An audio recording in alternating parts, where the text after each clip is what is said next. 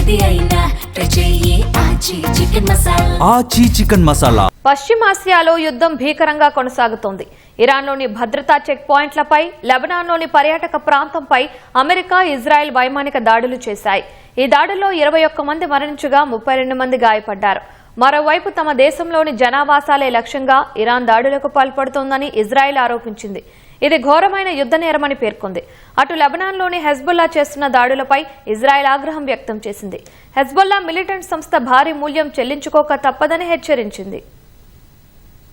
దాడులు ప్రతిదాడులతో పశ్చిమాసియా అట్టుడుకుతోంది. ఇరాన్ రాజధాని టెహ్రాన్ పైన అమెరికా, ఇజ్రాయెల్ దృష్టి సారించాయి. భద్రతా దళాల చెక్ పాయింట్లపై బుధవారం రాత్రి డ్రోన్ దాడులు జరిగాయి. ఈ దాడుల్లో 10 మంది మృతి చెందారు. చెక్ పాయింట్లపై అమెరికా, ఇజ్రాయెల్ దాడులు చేయడం ఇదే తొలిసారి. లెబనాన్ రాజధాని బీరూట్లోని సముద్ర తీర ప్రాంతంలో ఉన్న పర్యాటక స్థలం రమ్లెట్ అల్ బెదా వద్ద ఒక కారుపై ఇజ్రాయెల్ దాడి చేసింది. ఈ ప్రాంతంలోనే నిరాశ్రయులైన వారు తలదాచుకుంటున్నారు. ఈ దాడిలో 8 మంది మృతి చెందారు, 31 మంది గాయపడ్డారు. అయితే ఈ ప్రాంతంపై దాడి చేసినట్లు తమకు తెలియదని ఇజ్రాయెల్ చెబుతోంది. బీరుట్ కు దక్షిణాన ఉన్న అరామౌన్ పట్టణంలో జరిగిన దాడిలో 3 మరణించారు, ఒక చిన్నారికి గాయాలయ్యాయి. ఇరాన్లో 32 లక్షల మంది స్థానికంగా వలస వెళ్లారని ఐక్యరాజ్యసమితి శరణార్థ సంస్థ వెల్లడించింది. యుద్ధం మొదలైనప్పటి నుంచి ఇప్పటి వరకు ఇరాన్లో దాడుల వల్ల మృతి చెందిన వారి సంఖ్య 1348కి చేరింది. 17,000 మంది గాయపడ్డారు. లెబనాన్లో ఇప్పటిదాకా 634 మంది మరణించారు.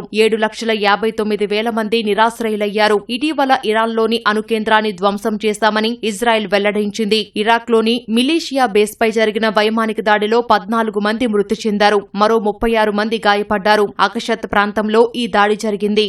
మరోవైపు తమ దేశంలోని జనావాసాలే లక్ష్యంగా ఇరాన్ దాడులకు పాల్పడుతోందని ఇజ్రాయెల్ ఆరోపించింది. ఇజ్రాయెల్లోని పౌర నివాసాలపై దాడుల కోసం ఇరాన్ క్లస్టర్ బాంబులను వినియోగిస్తోందని ఇజ్రాయెల్ డిఫెన్స్ ఫోర్సెస్ ఐడిఎఫ్ తెలిపింది. ఇది ఘోరమైన యుద్ధ నేరమని, దీనికి ఖచ్చితంగా గట్టి బదులు ఉంటుందని పేర్కొంది. అటు లెబనాన్లోని హెజ్బుల్లా చేస్తున్న దాడులపై ఇజ్రాయెల్ ప్రధాని బెంజమిన్ నెతన్యాహు ఆగ్రహం వ్యక్తం చేశారు. హెజ్బుల్లా మిలిటెంట్ సంస్థ భారీ మూల్యం చెల్లించుకోక తప్పదని హెచ్చరించారు. మరోవైపు అమెరికా సైతం ఇరాన్, హెజ్బుల్లాకు హెచ్చరికలు జారీ చేసింది. దాడులు తీవ్రంగా ఉంటాయని పేర్కొంది. అటు యుద్ధం నేపథ్యంలో చమురు ధరలు పెరిగితే అమెరికాకు ఆర్థికంగా ఎంతో లాభమని ఆ దేశ అధ్యక్షుడు డొనాల్డ్ ట్రంప్ వ్యాఖ్యానించారు. అయినా ఇరాన్ చేతిలో అణ్వాయుధాలు ఉండకూడదన్నదే తమ తొలి ప్రాధాన్యమని స్పష్టం చేశారు.